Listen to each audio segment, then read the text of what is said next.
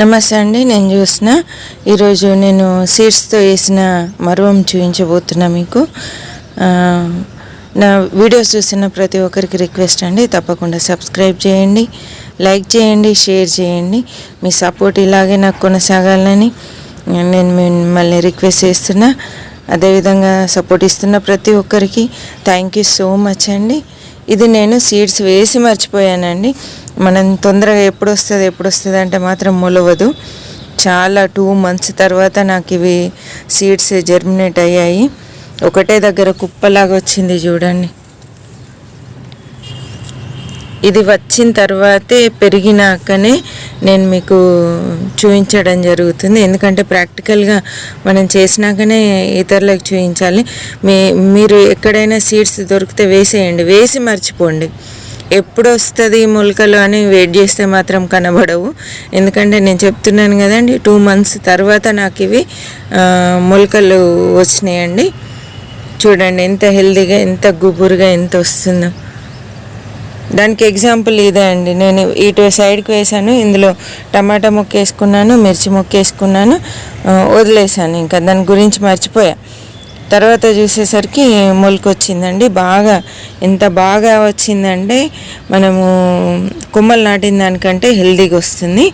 దీనికి మామూలుగా అన్ని మొక్కలకి ఇచ్చినట్టే పోషకాలు ఇస్తున్నాను.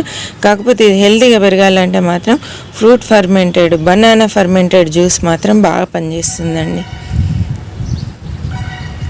చాలామందికి మరువం పెరగట్లేదు అన్నారు, ఎట్లున్నది అట్లాగే ఉందన్నారు. మీరు బనానా ఫర్మెంటెడ్ జ్యూస్ ఇవ్వండి.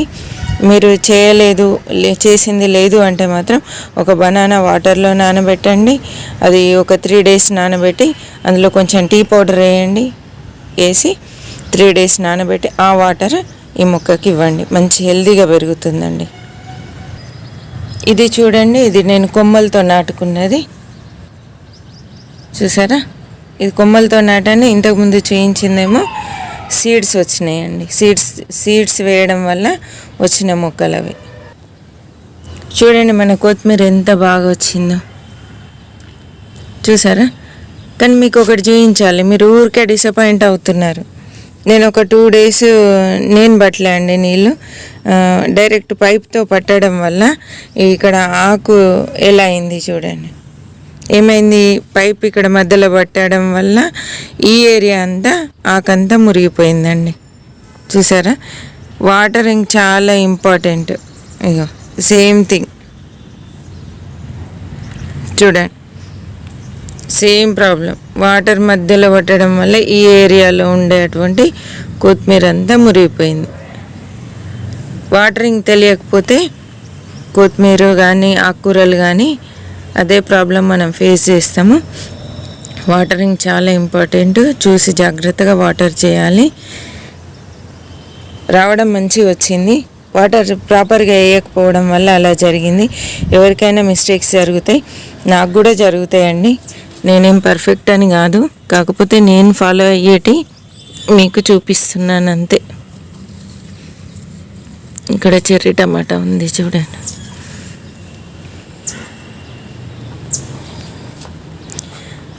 ఇందులో నేను సీడ్స్ వేసాను. పాలకూర చూసారు ఎంత బాగా వచ్చిందో. మనం ఇది కట్ చేసుకోవచ్చు. ఇక చాలా బాగా వచ్చిందండి.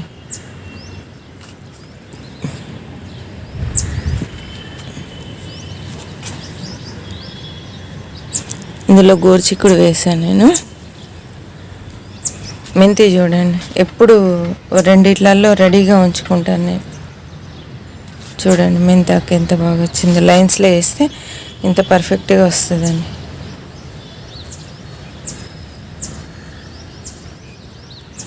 ఒకటి అయిపోకముందే ఒకటి నాటి ఉంచేసుకుంటాను. ఇప్పుడు ఇది వాడుతున్నాను. దానికంటే ముందు ఇది కొంచెం ముదిరిందండి. ఇది కొంచెం ముదిరింది. దీని తర్వాత ఇది లేతది కావాలంటే ఇది తీసుకుంటున్నాను, ముదిరింది కావాలంటే ఇది తీసుకుంటున్నాను అండి. ఇవి 2 అయిపోయేసరికి ఇది రెడీ అవుతుంది. ఇలా ఒకటి కాకపోతే ఒకటి మనం రెడీగా ఉంచేసుకోవాలి. చూసారా, పుదీనా కూడా చాలా చక్కగా వచ్చిందండి.